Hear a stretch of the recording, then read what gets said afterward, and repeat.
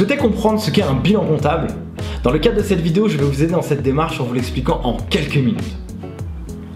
Tout d'abord, le bilan comptable, il doit être produit obligatoirement par ceux qui produisent une comptabilité.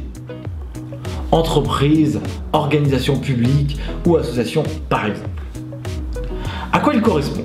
Concrètement, il représente la photo du patrimoine de l'entreprise à un instant T. Quand on dit patrimoine, c'est d'un côté ce que l'entreprise possède, moins ce qu'elle doit. Dans ce que l'entreprise possède, je rentre un peu dans la technique, c'est ce qu'on appelle l'actif. Et donc dans l'actif, on a d'un côté l'actif long terme, qu'on appelle actif immobilisé, et de l'autre l'actif court terme, qui a un autre terme qui s'appelle l'actif circulant. Dans l'actif long terme, on peut retrouver tout ce que l'entreprise possède qui a vocation à rester durablement dans le temps dans l'entreprise, comme un site internet, un fonds de commerce, des machines, des outils informatiques, entre autres. Ensuite, dans l'actif court terme ou circulant, nous avons le stock. Évidemment, le stock, il vient, il part, ça rentre, ça sort, il n'a pas vocation à rester durablement dans le temps dans l'entreprise. Comme les créances clients, c'est la même chose, elle a la même philosophie. Eh bien, il y a des clients qui doivent de l'argent à l'entreprise, et puis ils payent, et puis il y en a d'autres qui redoivent, et puis ils payent, puis il y en a d'autres qui doivent, et malheureusement il y en a qui ne payent pas. En tout cas, les créances clients sont dans l'actif circulant.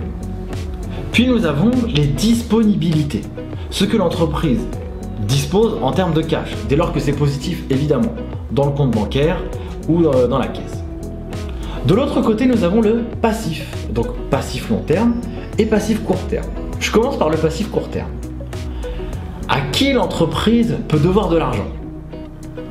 À ses fournisseurs, à l'État, aux organisations sociales ou à d'autres organisations comme les banques si l'entreprise a du découvert par exemple.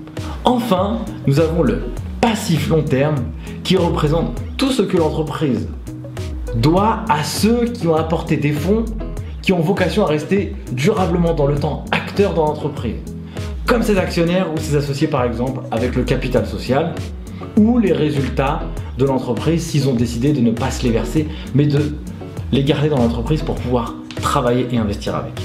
Voilà à quoi ressemble un bilan comptable. Donc comme je vous l'avais précisé, à gauche vous avez l'actif avec l'actif long terme, l'actif court terme, et à droite le passif, passif court terme, passif long terme.